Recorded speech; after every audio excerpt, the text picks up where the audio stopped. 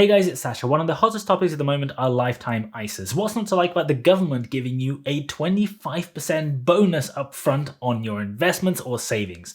Well, the new financial year is just about to start in a few days, and when you account for the fact that we have a long weekend because of Easter coming up, you only have a few days left to open it this side of the tax year or potentially open it as soon as the new financial year starts. You can deposit up to £4,000 per year per financial year into the LISA, the lifetime ISA, and the government will then pay up to £1,000 into that account on top of your deposit. There are a few different rules and restrictions and some things that you specifically need to know that I'm not going to cover in this video because I have an entire separate video that I'm going to link in the description below that explains lifetime ISAs in full detail, so make sure you go and check that out after watching this one. What I will do though in this video is I will go through the best lifetime ISAs available in the market so that you can go and understand a bit more about them, a bit more about the pricing and what you might be able to get. Just a brief disclaimer before we get any further, I am not a financial advisor. I can't provide financial advice to you, and if you do need financial advice, please make sure you go and seek the help of a suitably qualified professional. Now, the surprising thing after doing a lot of research on this is how few providers of lifetime ISAs there are. I dug around a lot and there are very few options. The more I looked, the more I was surprised by how few there were. When I spent hours and hours researching this, I only found a total of 15 different LISA options, with 2 of them being limited to a very specific small number of customer segments. So that's only 13 lifetime ISAs that are generally available to the public by 12 different providers. I might have missed some, but if I did, the likelihood is that most customers will too, because it's going to be incredibly hard to find them. If I have, make sure you go and point them out in the comments. So out of these providers, there are 3 different types of lifetime ISAs. There's cash lifetime ISAs, which basically work exactly the same as a savings account. There are managed investing lifetime ISAs, and there are do-it-yourself investing ISAs as well. Let's start with the easiest, the cash lifetime ISAs. There are a few out there who are not trying too hard to attract new customers by paying incredibly low rates. Skipton Building Society stands out as being probably the worst of the lot. From what I found, they pay just 0.1% per year into your LISA. The 3 best ones from this category that I found are the Nottingham Building Society, which pays 0.8%, Moneybox, which has a cash ISA as well as an investing ISA, pays 0.85%, and Unity Mutual, which pays 1.5%. Just so you know, the Unity Mutual Lifetime ISA is actually technically a stocks and shares lifetime ISA, but it pays a fixed percentage return. So as far as the customer is concerned, it works in exactly the same way as a cash lifetime ISA. Now you'll notice with the rates, these are basically roughly equivalent to the current rate of inflation. So your money is not really growing if you put your money with these, it's just being protected to maintain its value. However, the whole point here is that you get your 25% bonus from the government, and then you use it to buy a house. And the rate of return is not really material because here your money can't reduce in value, unlike with investments. So this is a pretty decent option for anyone wanting to buy a house. I certainly wouldn't want to use one of these cash lifetime ISAs as a method of planning for my retirement because they basically won't grow my money between now and that point other than through that government bonus.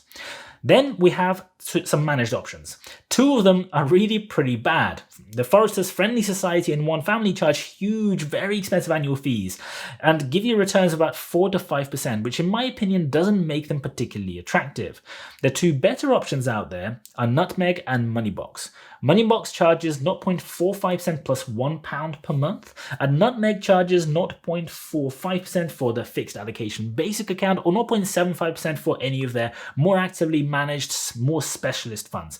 However, from doing a bit of research, looking at past year's performance and looking at what they're invested in, the Nutmeg fixed allocation seems to actually do better than the actively managed options. It costs less. So if I had to choose between the 2, I would probably go with that one, the Nutmeg fixed allocation, if I was going for the managed investment option. And that brings me to the do-it-yourself options. Now, you will know from watching my videos, if you have seen any of them, that I'm a big fan of these types of accounts.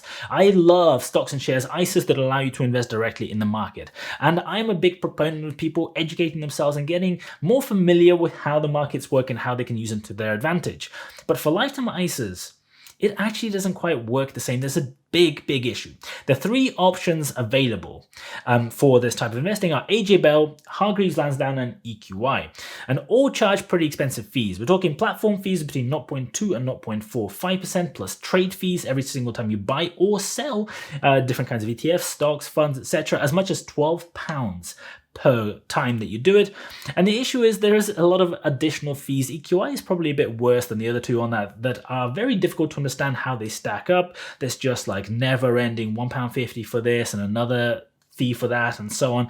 But I spent some time and I cut through it. The issue here is that if you only invest up to £4,000 a year, which is the maximum you can invest through a lifetime ISA, and even if that becomes £5,000 with the government bonus, that's still a relatively small amount given those very expensive transaction fees. So even if you pick the cheapest of these, AJ Bell, and decided to invest in actual shares, let me show you what would happen.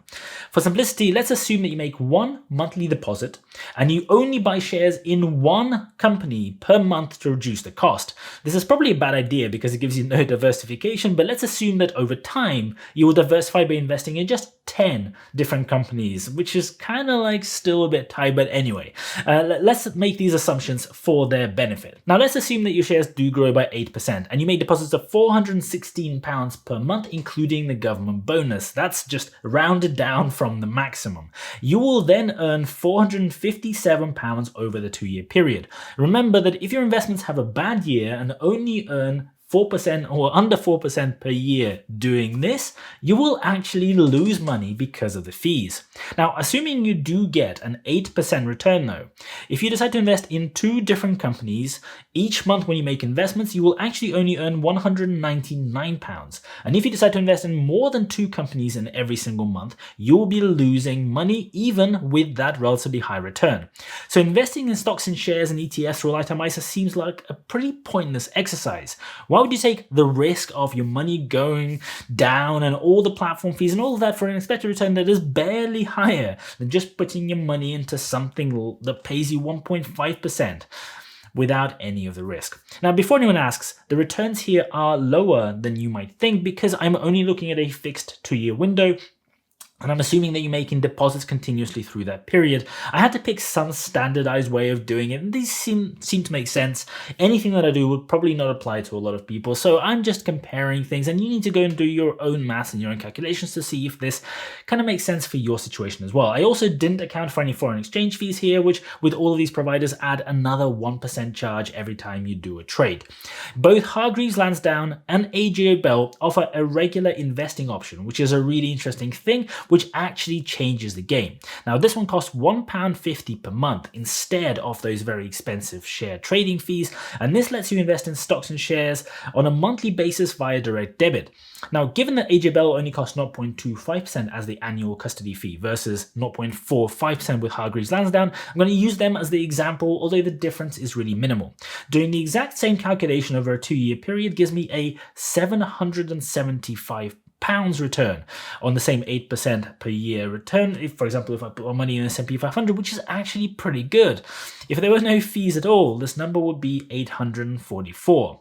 So based on this, what would I choose? Well, if I was using the Lisa for a deposit for my first house, which I think is the primary reason why anyone would probably use it, and I wanted to make sure that the money did not drop in value, then I would use the Unity Mutual option to collect my 1.5% per year after the government 25% bonus.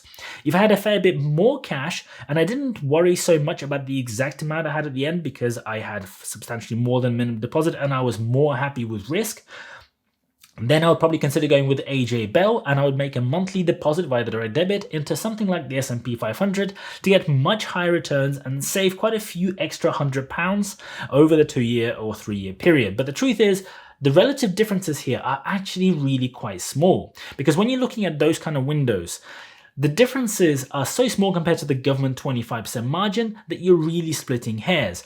As the managed funds typically underperform the S&P 500 and still lose value during a market downturn, I probably wouldn't go for the Nutmeg or Money Box options over AJ Bell, because in my opinion, the AJ Bell £1.50 per month investing in something like the S&P 500 or a portfolio of robust companies, for me, I would feel much better in doing that. But everyone needs to go and make their own choices. Guys, if you you found this useful, please make sure you go and hit the like button for the YouTube algorithm so that more people can go and watch this video. Thank you so much for watching as always, and I'll see you later.